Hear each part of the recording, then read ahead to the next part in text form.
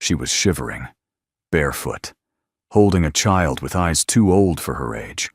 He only meant to take out the trash. But when the single dad saw them huddled in that dark alley, everything in him screamed to stop. What he didn't know was the woman he'd carry inside that night wasn't just running from the cold. She was running from a name, a fortune, and a life no one dared to believe. Until kindness changed everything.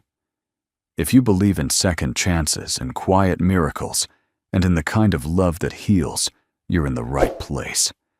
Hit subscribe and stay with us, because this story will find the part of your heart you thought was long forgotten. The snow had been falling for hours. Thick, relentless, and silent, it blanketed the small Colorado town with an eerie stillness. Main Street, usually scattered with the warm glow of diners and the soft hum of midnight traffic, now sat deserted under a hush that felt like the world was holding its breath. Cassian Blake guided his old Ford pickup through the narrow side road, the windshield wipers struggling to keep up. His 11-year-old son, Zev, lay curled up in the passenger seat under an old quilt, the boy's breath fogging the glass in soft bursts. Cassian's fingers tightened on the steering wheel. Another double shift at the garage. Another night missing what life used to feel like. He didn't expect to feel anything anymore. Not since Anna died. Not since hope had become something he reserved for his son and left none for himself. The truck turned onto Birch Lane, a shortcut he'd taken 1,000 times. But tonight something was different. A shape. No, a figure. Slumped against the wall of a narrow alley half buried in snow and shadows. Cassian squinted. It wasn't moving. Was that a veil? He hit the brakes. Hard. The truck skidded, tires hissing against ice. Zev jolted awake. Dad Cassian was already opening the door. Stay in the truck, he ordered, grabbing the flashlight from the glove box and stepping out into the biting cold. The beam of light cut through the snowflakes, revealing a scene that looked like it had fallen from a different world. A woman, young pale in a tattered wedding dress, was crumpled against the brick wall. In her arms, wrapped tightly in the shredded remains of a white shawl, was a little girl, no older than 5. The child's lips were blue, her eyes fluttering but unfocused. The woman looked up at him, her lips parted, cracked and raw from the cold. "Please," she whispered the words, barely audible over the wind. "Please, save her." Cassian didn't think. He dropped to his knees, shoving off his jacket and wrapping it around the girl. He pressed his fingers to her neck. Still a pulse. Weak. But there. He looked at the woman again. Her eyes were glazed, but her arms never loosened. She had clung to that child with everything she had left. "Can you walk?" he asked. She shook her head slowly. Not defiance, just truth.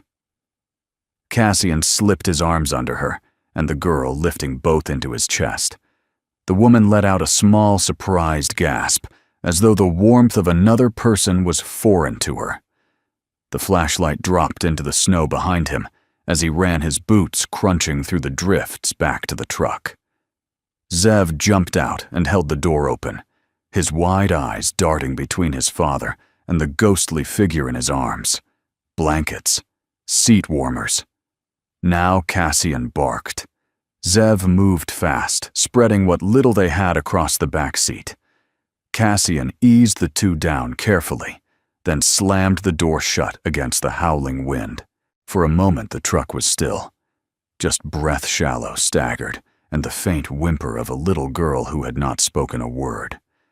Cassian turned the heat up full blast and took the wheel with trembling hands. "Dad." "Who is she?" Zev asked softly. Cassian didn't answer. He didn't know. They reached home 15 minutes later, a one-story cedar cabin at the edge of town.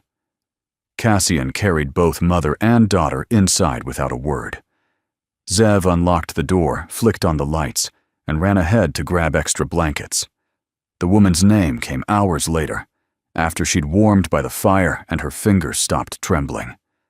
Eloan, she said, her voice little more than a breath. And your daughter Cassian asked, kneeling beside the couch. Selene. She hesitated, then looked up at him, as if deciding whether he was the kind of man she could trust.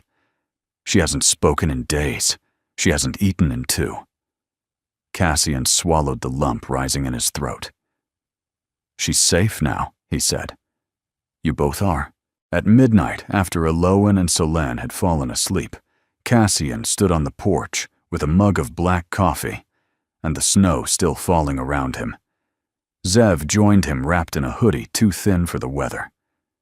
You okay, Dad? Cassian didn't answer right away. I wasn't looking for anyone to save tonight, he finally said. But sometimes, you find what you didn't know you needed in the middle of nowhere.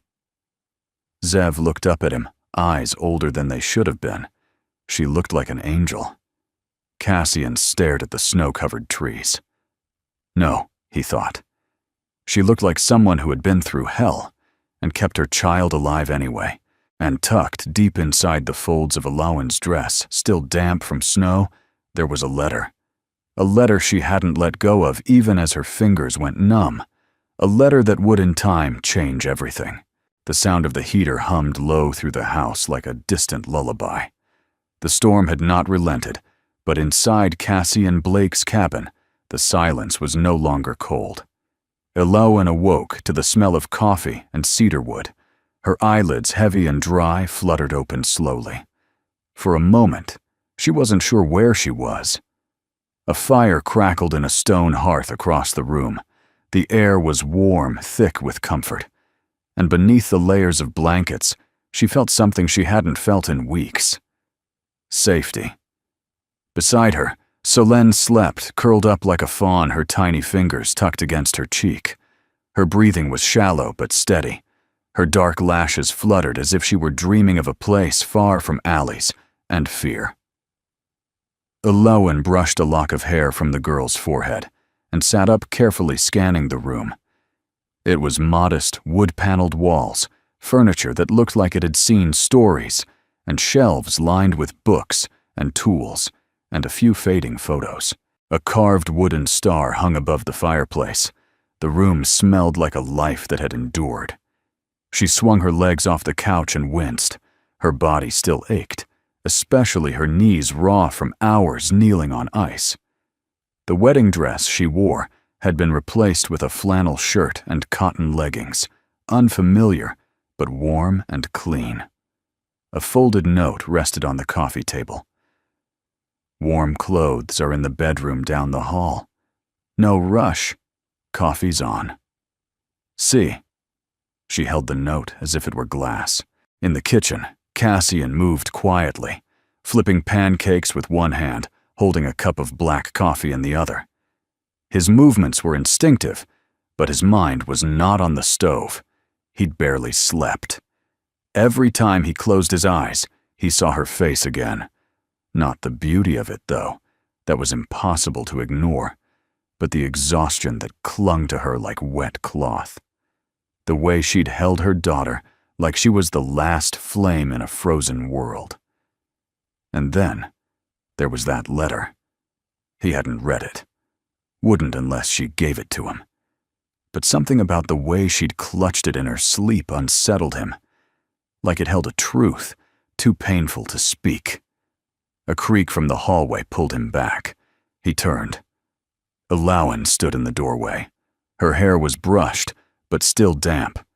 She wore one of his sister's old sweaters. He recognized the blue cable knit, and it hung loosely on her frame. Her face was pale, but her eyes were clearer than the night before. "You're up," he said gently. She nodded. "I didn't mean to sleep that long. You needed it." She looked toward the living room. Selene's still out. Zev's reading to her. That made her pause. Something flickered in her eyes. Surprise, perhaps. Or something warmer. "Your son, he's very kind. He's the best part of me," Cassian said without hesitation. A beat of silence passed. "Then can I help with breakfast?" Cassian hesitated. It wasn't out of mistrust. He just wasn't used to someone offering. You can stir, he said, sliding the batter bowl toward her. She stepped into the kitchen slowly like someone crossing ice. As she reached for the whisk, her hand brushed his, and he noticed again how delicate her fingers were and how bruised. Not from violence, he realized. From survival. They ate quietly around the small kitchen table, the storm tapping on the windows like a memory that wouldn't leave. Selene remained on the couch, bundled in warmth, listening as Zev read from Charlotte's Web, his voice, animated hands, waving. Elowen barely touched her food, but her eyes were on her daughter the entire time. She hasn't smiled in days, she said softly. Not looking at Cassian. She will, he replied, when she knows she doesn't have to be afraid anymore. Elowen looked down at her coffee. I didn't mean to bring trouble to your home. You didn't, Cassian said firmly. You brought a little girl who needed shelter. That's never trouble. Elowen's throat tightened. I've had people say otherwise. Cassian studied her carefully. She didn't speak like someone who was used to being believed or protected. She spoke like someone who had spent years preparing not to be. He didn't press her for details. He knew the value of silence, the kind that gives someone space to breathe. But she surprised him. He wasn't supposed to leave us. Cassian said nothing, only listened. He promised a home, a chance. He picked us from a list, sent money for flights, had a room waiting. But when he saw Selene, that I'd brought a child, his whole face changed. He said he wanted a wife, not a burden. She exhaled almost a laugh, but too bitter to be called that. I wanted to believe people were better than that. I still do. Maybe that's foolish. No, Cassian said. It's the bravest thing there is. Later that morning, as the sun pressed weakly through the snow-heavy sky, Elowen stood at the window, watching Zev show Selene how to build a snow fort. The two children were bundled like marshmallows, tumbling and laughing. And for the first time in weeks, Selene smiled. It wasn't wide, not the kind that splits a child's face open with joy, but it was real, soft, safe. Elowen pressed her hand to the glass. Behind her, Cassian watched silently. You don't owe me anything, he said. You don't have to stay. But if you want a place to breathe for a while, you have it. She turned. Her eyes, though tired, held something like the start of trust. Breathing sounds nice, she said quietly. That night, as the fire burned low, and Zev curled up on the couch with Selene fast asleep beside him, Cassian stood by the front door, staring at the letter Elowen had left on the small hallway table. He didn't open it. He just ran a hand over the envelope, feeling the faint ridges of handwriting through the paper. There was something inside this house now that hadn't been there in years. Not just guests. Possibility. The days that followed moved with a kind of quiet rhythm, like breath finding its regular pace again after a panic. The snow outside the cabin melted slowly under a weak January sun, but inside the house warmed faster. Not from the heater alone, but from movement, from laughter, from the small, ordinary rituals that slowly stitch people together. On the third morning, Elowen made breakfast. Cassian had gone outside to shovel the walk, and when he returned, the smell of cinnamon and browned butter greeted him at the door. For a moment, he just stood on the threshold, watching through the small kitchen window. Elowen's hair was pulled into a loose braid. She wore one of his sister's aprons tied clumsily at the waist and was gently flipping pancakes with a focus that made it look like a sacred act. Beside her, Zev sliced bananas with careful precision, occasionally sneaking one into his mouth. Selene sat at the table coloring with broken crayons, her little legs swinging under the chair. Cassian exhaled slowly. The air inside the house smelled like breakfast and something else. Something close to hope. You're up early, he said, as he stepped inside, stamping snow from his boots. We made a deal, Zev said proudly. She cooks. I prep Selene's on coloring duty. Alawan looked sheepish. I hope you don't mind. It just felt good to do something useful. Cassian set his gloves down and smiled. You being here is useful. Her eyes met his just briefly, and there was something there. A flicker, a softness. She looked away first. They ate around the same small table that had once felt too big for just two people. Now, it didn't feel big enough. Solenn spoke her first full sentence that morning. More, please, she said softly, holding out her empty plate. The room went still. Alawan froze, her eyes wide. Zev dropped his fork. Cassian smiled gently. More coming right up, kiddo. Alawan's eyes filled with tears, but she blinked them away quickly and reached for the syrup instead. Later that afternoon, Zev and Solenn played in the living room, while Elowen sat on the floor, folding scraps of paper into stars. She'd found an old art box in the storage closet, and now worked quietly by the fireplace, her hands moving with practiced ease. Cassian watched her from the armchair holding a mug of coffee that had long gone cold. You've done that before, he said. The stars. You fold them like you've been doing it forever. Alawan smiled faintly. When I was a girl, my grandmother used to tell me that every wish needs a home. So we folded stars and whispered into them. She held one up. This one's for Solenn. I wished she'd sleep without nightmares. Cassian nodded. What about that one? He asked, pointing to a blue one in her hand. She looked down at it, turning it over in her fingers. This one is for the first place we were safe. He didn't say anything, but his chest tightened in a way he hadn't expected. She added the star to a small bowl on the mantel, already half full. As evening approached, the four of them sat around the fireplace. Zev read aloud from a book about constellations. Solenn nestled against Alawan's side, drifting. Cassian closed his eyes for a moment. The sound of Zev's voice, the pop of the fire. Alawan's quiet breathing, it filled a space that had gone hollow in him for too long. It had been years since the house felt alive after dark. Later, as he cleaned up the kitchen, Alawan came in holding 2 cups of tea. I think she's finally asleep, she said softly, handing him one. Thanks. He took it, careful not to touch her hand, though the space between their fingers felt electric. They stood for a moment, just sipping in silence. Then she spoke. This isn't lost on me.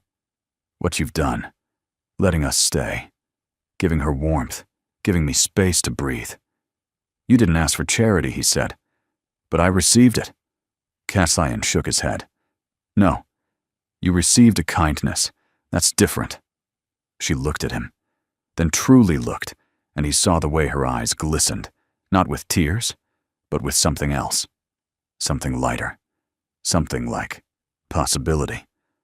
I hope one day I can repay it, she whispered. Cassian took a sip of tea and said, You already are. That night, as the fire burned low and the stars outside blinked faintly through the cold sky, Cassian found something on the kitchen table.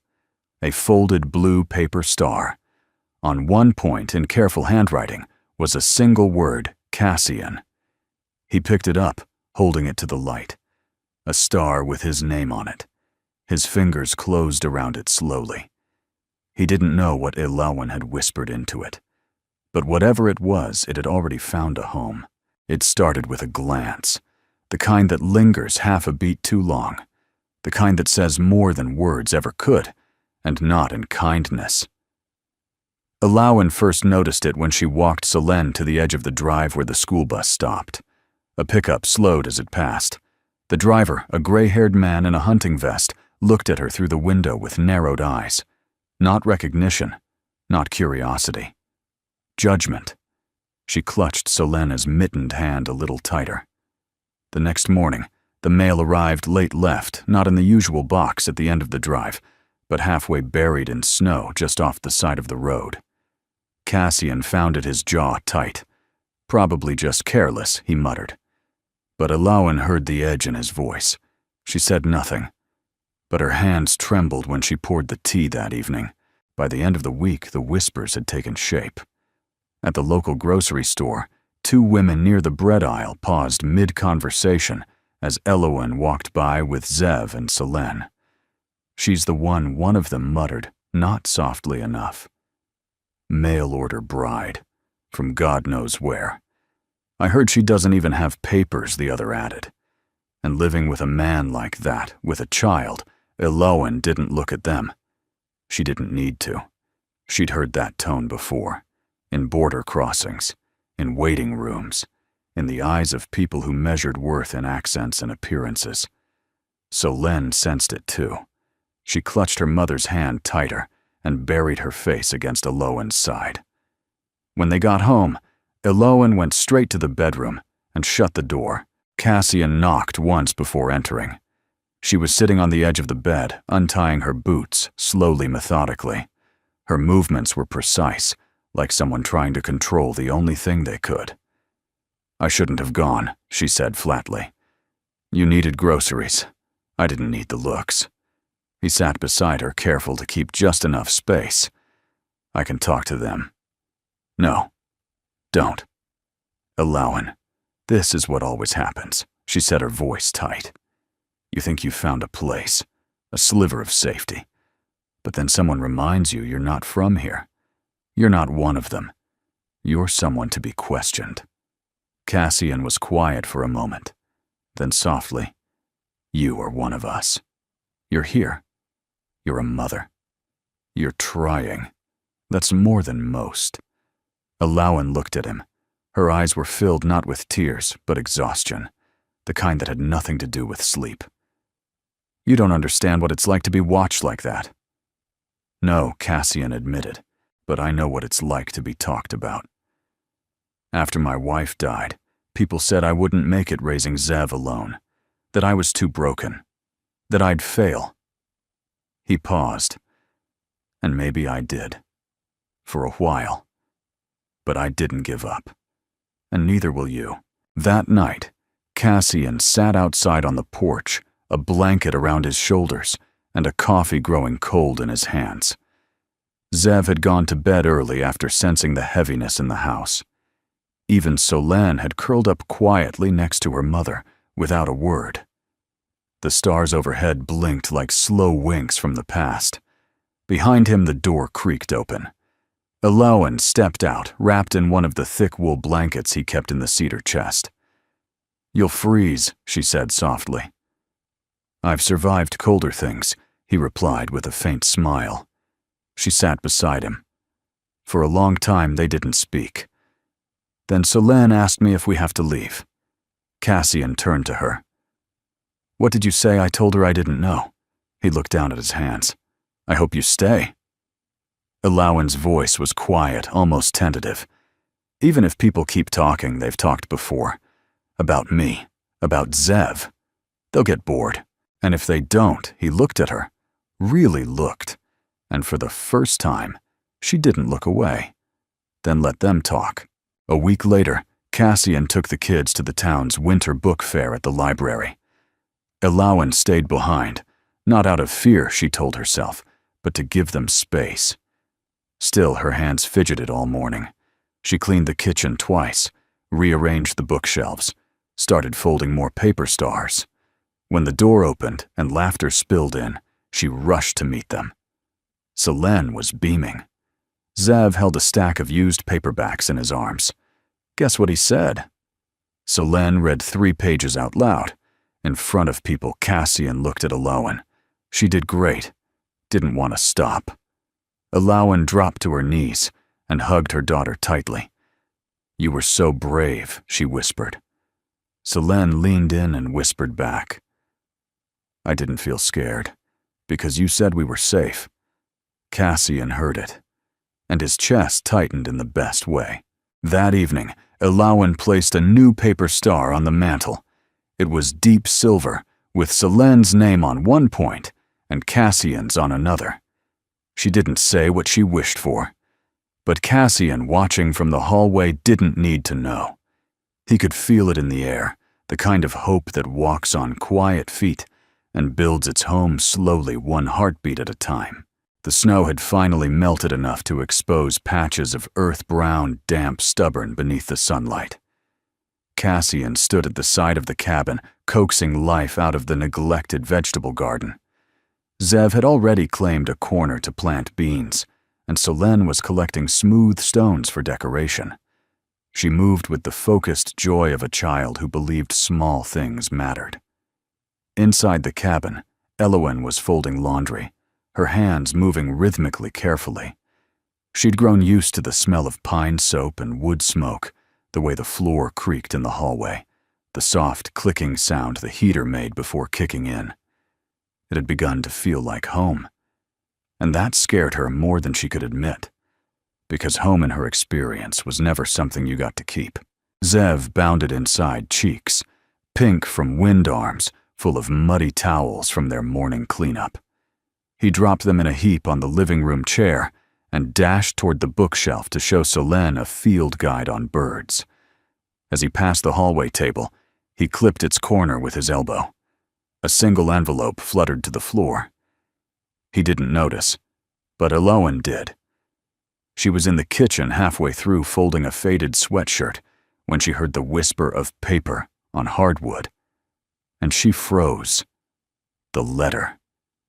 She hadn't moved it since the night she came in from the cold. It had become both ghost and guardian, always near, never spoken of. Now it lay exposed. She rushed forward and dropped to her knees, snatching it from the floor with trembling fingers. Cassian was standing in the doorway. Their eyes met. She didn't hide it fast enough. Cassian didn't say anything at first. He didn't push. He never had. But something in his face changed, not with suspicion, but quiet realization.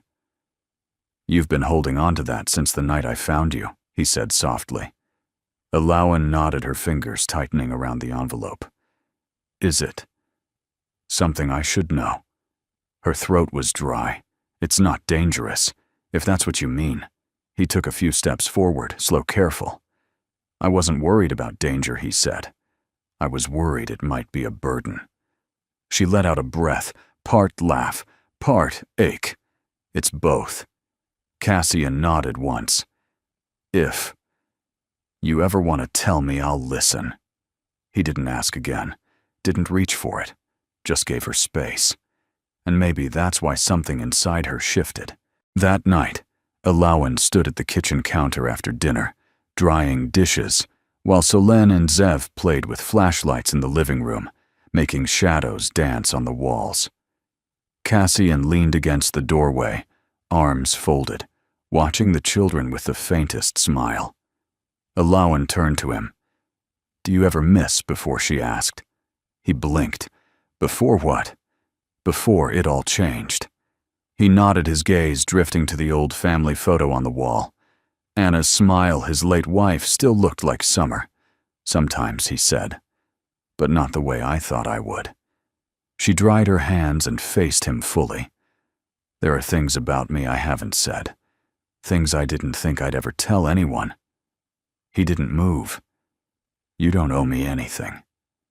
"No," she said, a little breathless. "But I want to tell you." She stepped closer, reaching into the sweater she wore, the one with the inside pocket. The envelope appeared in her hand, like something conjured from a different life. She held it out flat in her palm. Cassian didn't take it. "I'll only read it if you ask me to."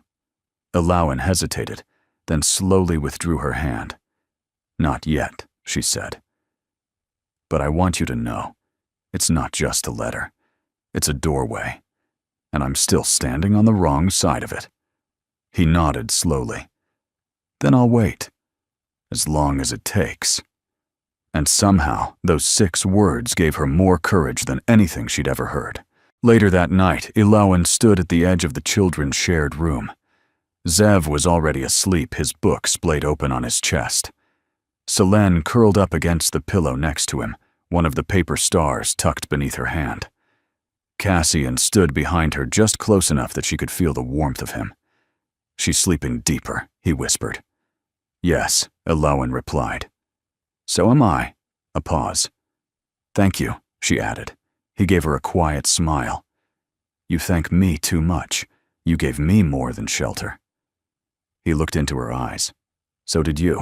That night, as Cassian turned off the lights and Elowen returned to her room, the envelope lay on her nightstand once more.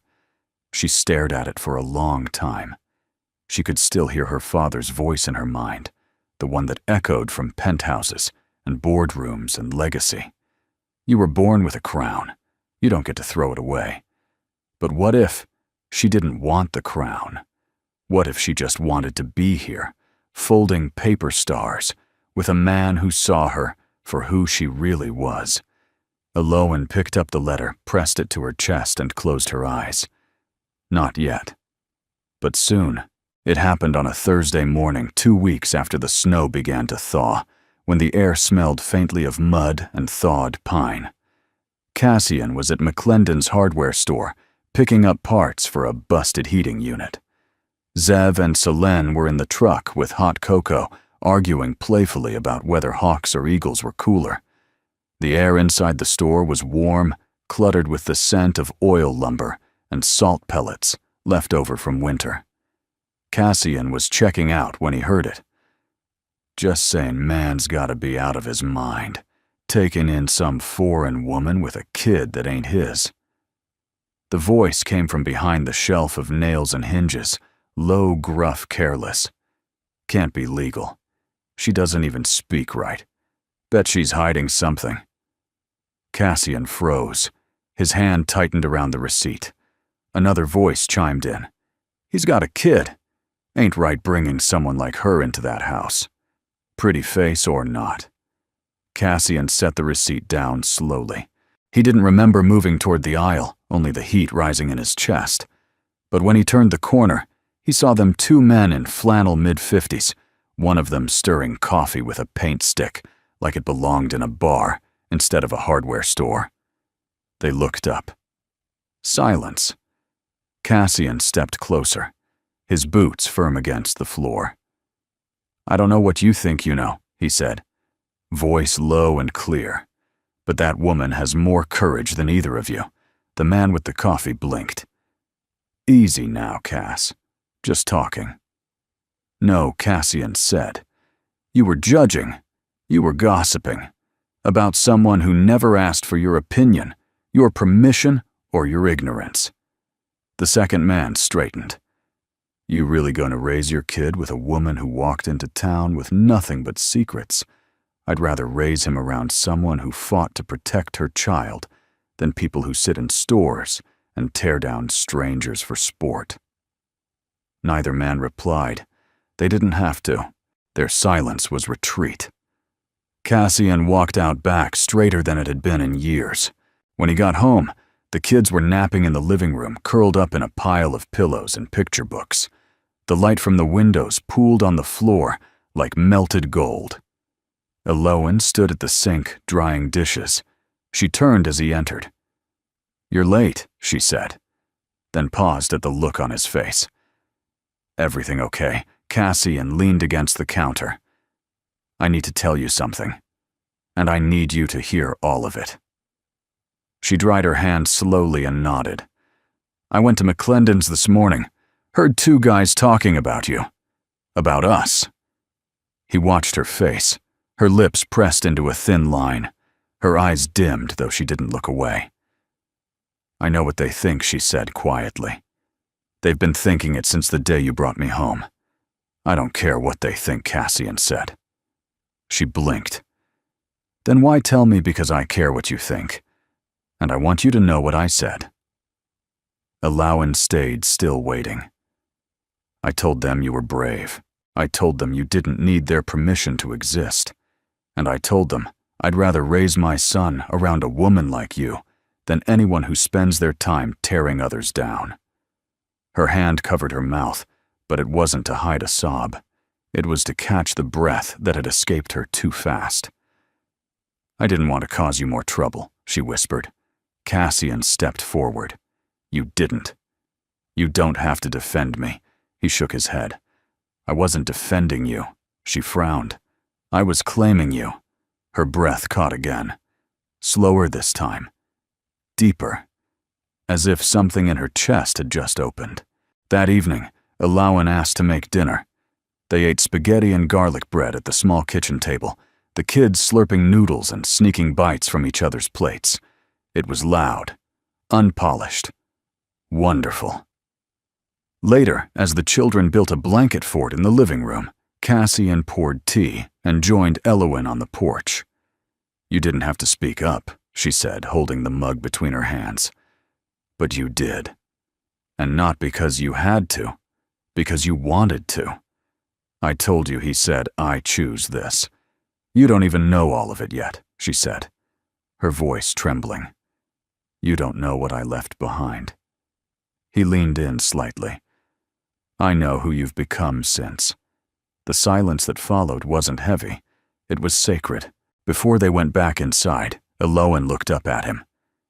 "Cassian." He turned.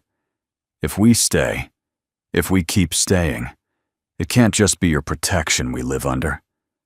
"I don't want you to live under anything," he replied. "I want you to live beside me." And in that moment, under the porch light, something changed. Not with a kiss, not with a touch, but with the certainty in his voice. He meant it. He wasn't sheltering her.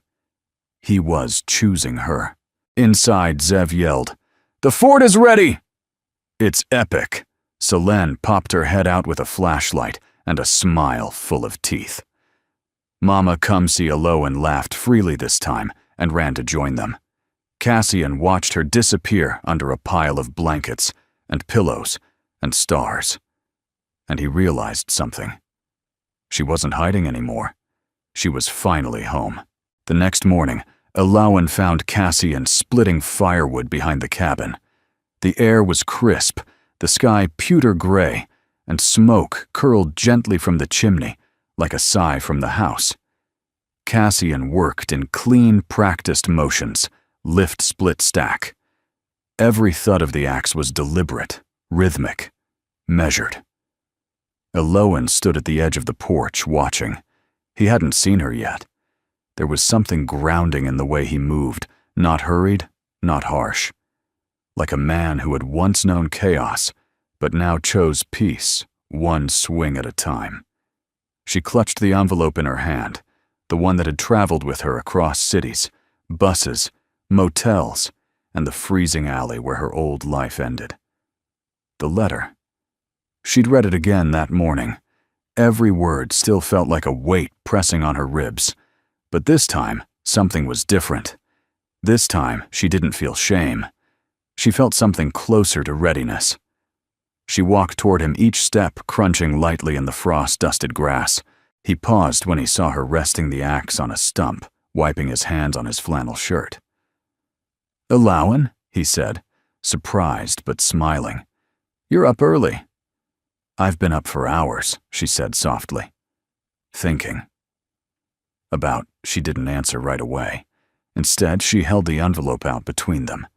Cassian looked at it, then at her. "Are you sure?" She nodded. "No, but I want you to know what you're choosing." Cassian didn't take it. "Not yet. I'm not choosing what's written in that letter," he said gently. "I'm choosing who stood in the snow and said, 'Please save her.'" Her throat tightened. "I need you to know anyway," she whispered. He accepted the letter with both hands. They sat together on the edge of the firewood pile.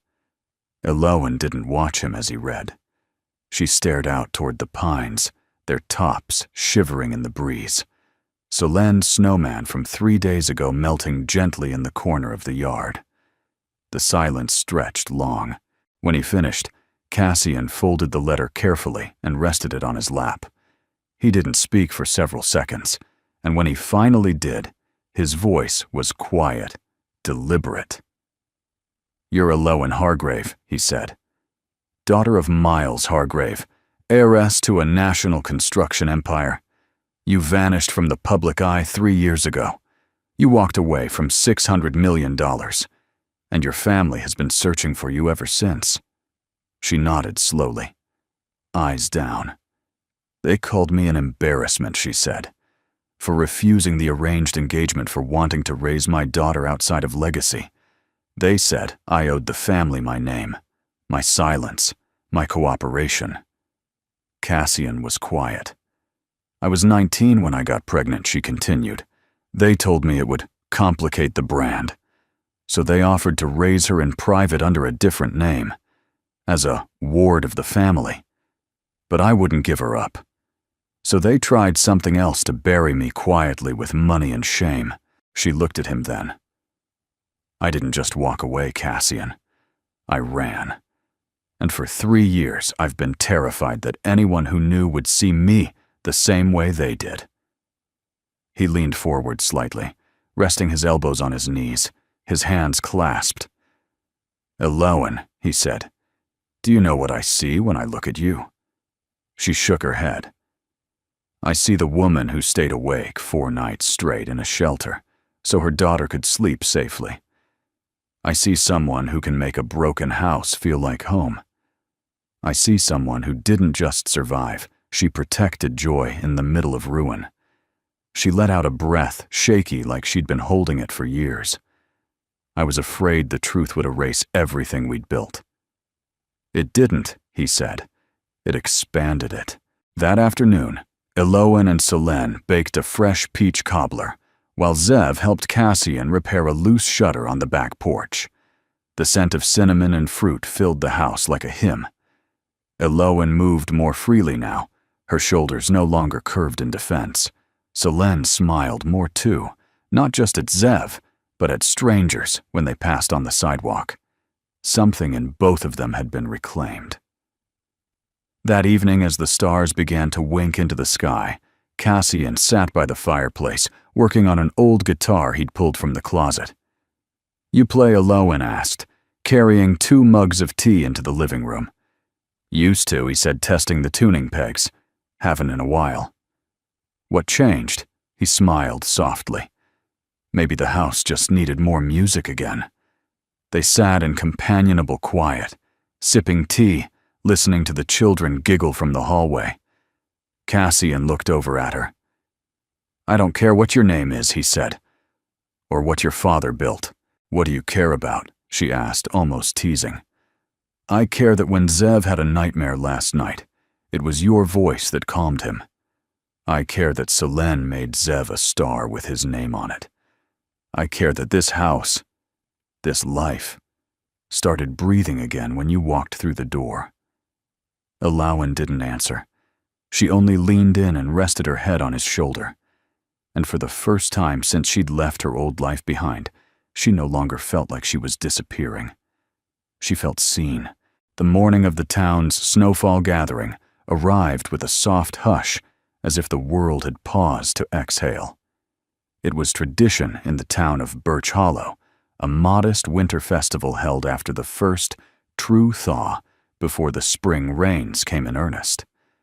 There would be a chili cook-off, a book exchange at the library, live music, and a children's craft table run by the local high school volunteers. Eloan had heard about it from Zev and Selene, who were breathless with anticipation. Zev had been counting down for a week. Selene had made a new paper crown just for the occasion. Cassian hadn't asked Eloan if she wanted to go. He didn't need to. She was the one who brought it up. I'd like to try, she said one night as they folded laundry on the couch. I think I'm ready to be seen. Cassian had looked up, soft surprise in his eyes before answering. Then we go as we are. They walked together that Saturday morning through the town square. Eloan wore a navy pea coat Cassian had found at the thrift store and repaired at the elbow. Her scarf was crocheted, one of Anna's old ones, and her boots scuffed at the toes. She looked more radiant than she ever had in satin or silk. Selene held Zev's hand, skipping every few steps. Cassian carried 2 thermoses of cocoa and smiled at everyone like he had nothing in the world to prove. But Eloan felt it. The glances, the lingering curiosity, the whispers that hung just outside of earshot. Still, she didn't shrink. She greeted people. She introduced herself. She helped a toddler put on her lost mitten, and thanked the woman who handed Selene a pine cone ornament. When they reached the crafts table, Zev ran off to find his friends. Selene settled into a chair with markers and a stack of paper. Cassian and Elowen stood nearby, sipping cocoa, watching. "I thought it would feel worse," she said quietly. "Worse how colder, harder, like walking into a fire. And instead, it feels like maybe the fire already happened. And this is just the warmth that's left." A few minutes later, Mayor Hutchinson, a sturdy man with thinning hair and a kind face, stepped up to the small stage near the gazebo. His voice crackled through the old speakers. "All right, folks," he said, "we're lucky this year to have something a little different. A surprise performance from one of our newer neighbors. Someone who's quietly made a big difference in a short time." Elowen's brow furrowed. Mayor Hutchinson looked toward Cassian and winked. Cassian turned to her with the gentlest smile. "I may have signed you up." "What, just one song? I thought it might help people see what I already do." Elowen's throat closed. "Cassian, only if you want to," he added quickly. "But I think they need to hear more than your name. They need to hear your heart." She looked toward the stage, a small wooden platform, a mic stand, a borrowed keyboard. Her hands trembled. Then she looked at Selene, who had stopped coloring, and now watched her with eyes full of shining, silent faith. Elowen stepped forward. The square fell quiet as she took the stage. Not awkward silence, not suspicion, curiosity. Cassian stood at the front, Selene in his arms, Zev beside him. It was the first time Elowen had ever stood in public without a title, without a press release, without her father's legacy wrapped around her neck like a chain. She sat at the keyboard, adjusted the mic, and spoke. "My name is Elowen. Some of you know me as the woman who arrived out of nowhere, the one who didn't belong." A rustle of discomfort passed through the crowd. She continued, steady, "Honest. But I do belong, not because of where I came from or who my family is, but because I'm a mother, a neighbor, a person who, like all of you, just wants a place to call home." She looked down at the keys, then began to play. It was a lullaby, soft lilting, not technically perfect, but real, human. Her voice floated into the air, low, aching, full of something you couldn't bottle or sell. It was belonging turned into music. People listened, and then they clapped, not just politely. They stood. When Elowen stepped down from the stage, Cassian met her with tears in his eyes. "You didn't tell me you could do that," he said. "I didn't know I still could." Zev grinned up at her. "You were better than Beyoncé." Elowen laughed fully loudly, and for the first time in a long time, she didn't feel like she was waiting to be asked to leave. She felt invited to stay. That evening they walked home under soft flakes of snow. Selene fell asleep on Cassian's shoulders. Zev hummed the lullaby Elowen had sung. The town behind them glowed with porch lights and warmth. At the porch steps, Cassian stopped. "You were brave today," he said. "So were you," Elowen whispered. He reached into his pocket and pulled out a small white paper star. She took it, unfolded it. One word inside, "Stay." She looked up at him. "I planned to." It began with a knock. Not the hurried rap of a delivery man, not the friendly thump of Zev's best friend asking to play. This knock was slow, measured, as if each tap came with its own intention. Cassian was in the kitchen fixing Selene's lunchbox when it came. Elowen was folding towels in the hallway. The knock stilled them both like a bell tolling across still water. Cassian wiped his hands on a dish towel and walked to the door, opened it halfway. A man stood on the porch, late 50s, trim gray beard, black wool coat, leather gloves, the kind of man who always looked like he'd just left a boardroom even standing in snow. He removed his hat. Cassian's eyes narrowed. "That's me." The man nodded, his expression professional but not unkind. "My name is Thomas Wexley. I'm the legal counsel for Hargrave Holdings. I believe Ms. Elowen is residing here." Behind him, Elowen's footsteps fell silent. Cassian didn't turn. "That depends on who's asking, and why. I'm not here to drag her back," Wexley said, voice low. "No lawyers. No court orders. Just a letter from her father, and a request to speak if she'll allow it." Cassian stood still a moment longer, then opened the door fully. "Elowen," he said over his shoulder gently. She appeared in the hall, a folded towel clutched in her arms like armor. Her face went still the moment she saw Wexley. "Thomas," she said softly. He bowed his head. "Ms. Hargrave." "It's just Elowen now." They sat in the living room. Selene and Zev had been sent to the back porch to make snow paint with colored water and brushes. Cassian stayed nearby, silent but present. Wexley placed the envelope on the coffee table. "Elowen, I came to tell you that your father passed 2 weeks ago. Cardiac failure. Quick. He didn't suffer. Elowen didn't react at first. She stared at the fire, her eyes unreadable. He left you a letter," Wexley continued. "No pressure to read it, but it's his." She reached for the envelope slowly, held it in her lap. "There's more," he added. "I figured," she said. "You've been reinstated as the primary heir. The board fought it, but the document's airtight. You own 61% of Hargrave Holdings. It's yours if you want it." Cassian watched her from the corner, sensing her shoulders tense, her hands close into fists. Elowen, Wexley said gently, "No one's asking you to come back. But you don't have to disappear anymore. You don't have to be invisible to be free." She looked up at him then, and there was steel in her voice. "I'm not invisible. I just stopped shouting." Wexley left with a handshake and a nod, his briefcase a little lighter, his coat catching the late afternoon sun. When the door closed, Cassian turned to Elowen. "Are you okay?" She held the letter tight. "I don't know. She didn't open it that day. Not that night either." But the next morning, as the first rays of sunlight touched the windowsill, she sat on the edge of her bed, hands trembling, and unfolded the envelope. The letter was short. 5 sentences, written in her father's tight, formal script. "Elowen, I built an empire, but you built something I never understood. Something real. If I could go back, I would choose differently. I hope you find the peace I never had. I'm sorry I made you feel you had to disappear to be seen. Father." She read it twice, then a third time, and then slowly she smiled.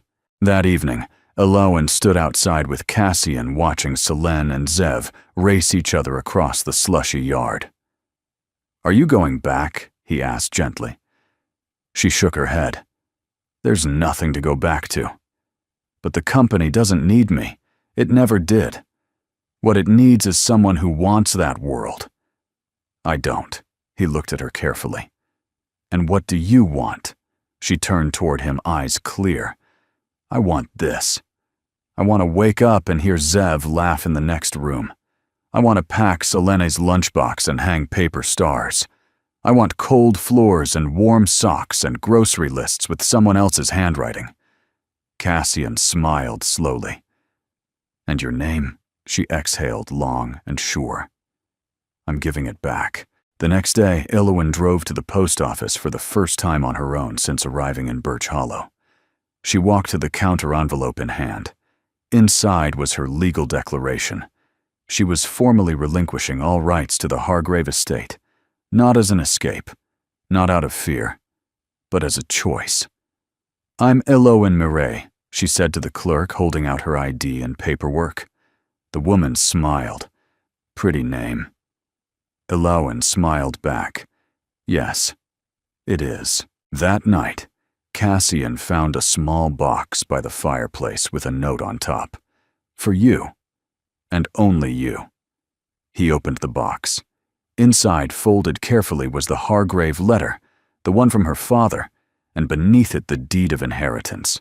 He looked up at her across the room.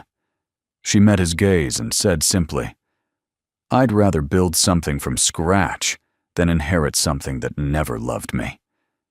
He crossed the room and kissed her then. Not urgently, not like a question, but like a man who'd been waiting for the answer and finally heard it. The invitation wasn't written, it wasn't spoken, but she felt it from the moment she opened her eyes that morning.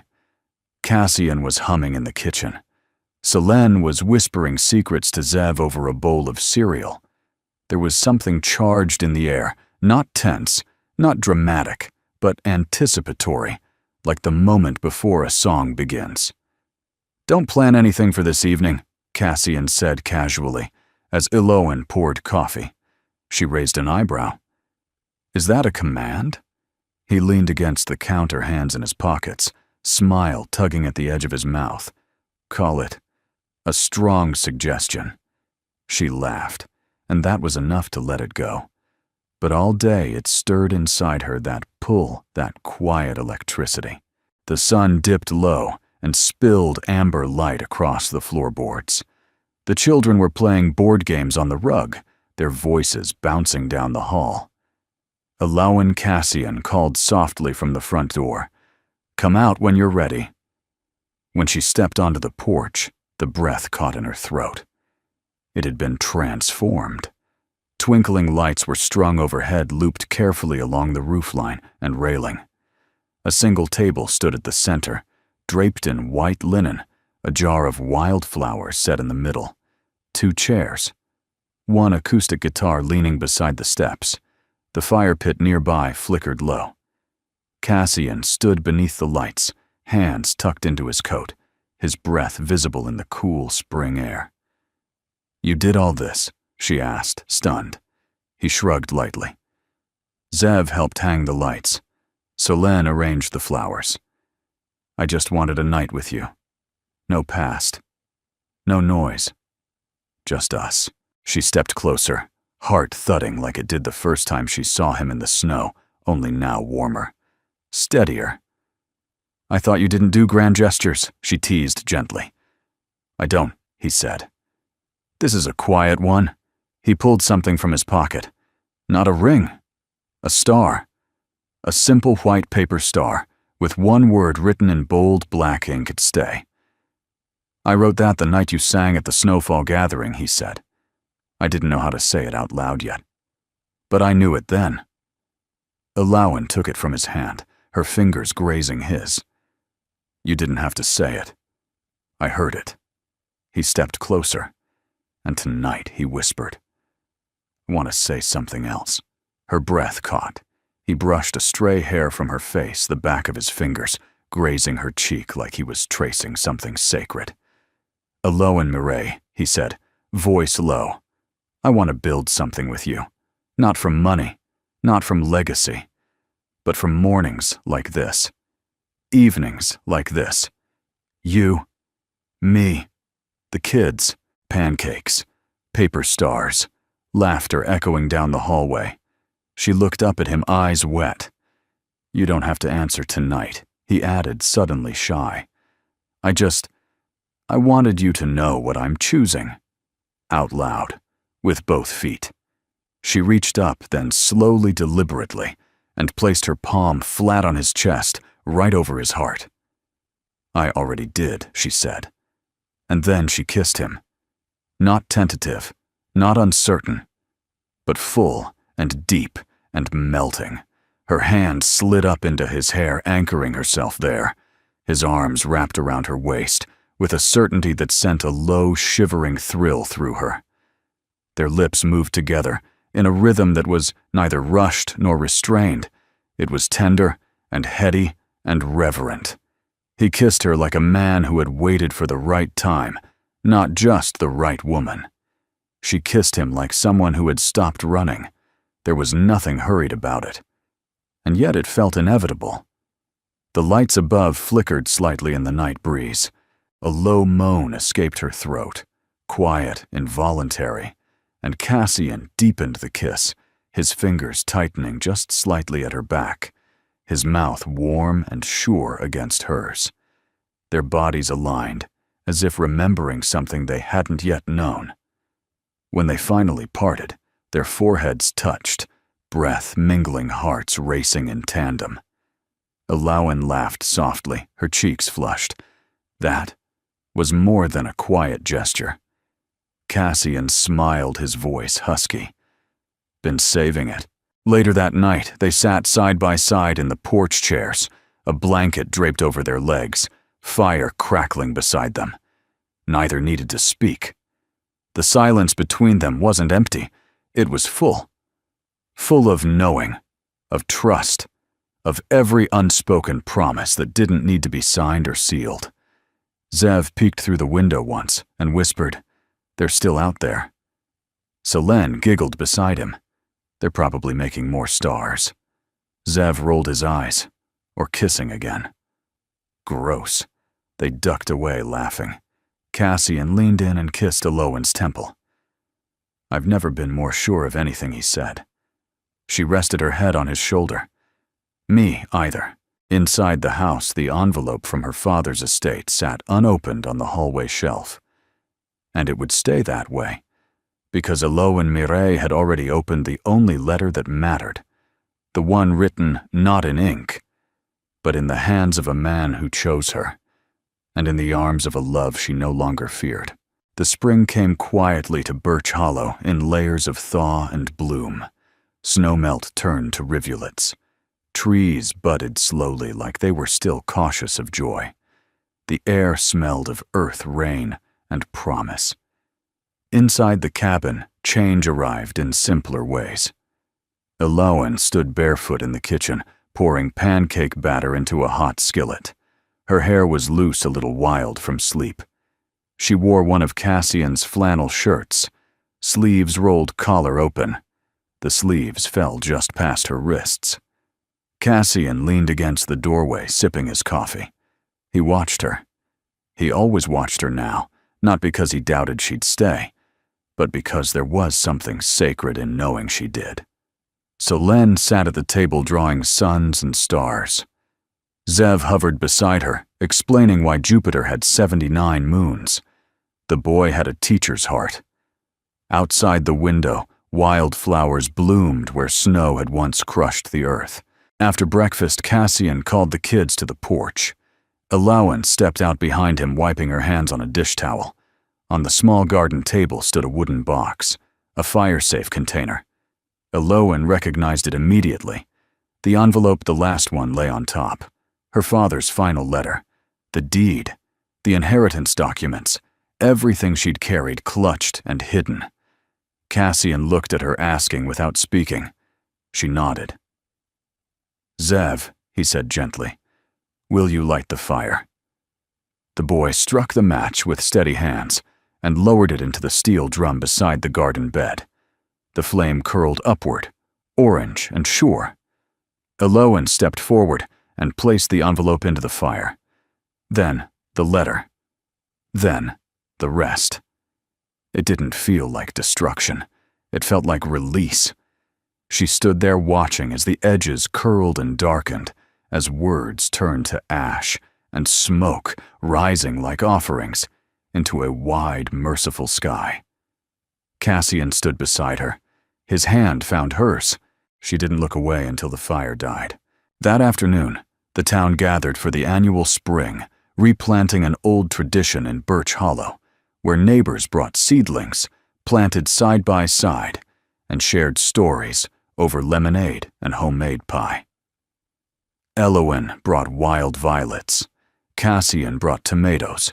Selene brought a mason jar filled with sunflower seeds she'd harvested herself from last summer's forgotten flower bed.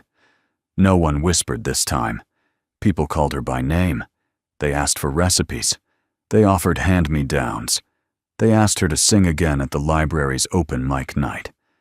She said yes, because she no longer lived under a shadow of past or fear. She lived here. That night, after the children had fallen asleep with dirt under their nails and sun on their cheeks, Eloan walked into the backyard barefoot. Cassian was already out there, sitting in the porch chair, guitar in hand. Not playing, just holding it. Like it belonged there, and so did he. She walked to him without a word and sat on his lap, curling into his arms as naturally as breath. "You okay?" he asked. She nodded. More than okay. He kissed her shoulder, then her neck. "Do you ever regret it?" she asked. Not knowing what could have come from the money, he rested his chin on her shoulder. "No," he said, "because the richest moment I've ever known happened on this porch." She smiled. And then she whispered something only the stars and Cassian would hear. "I'm pregnant."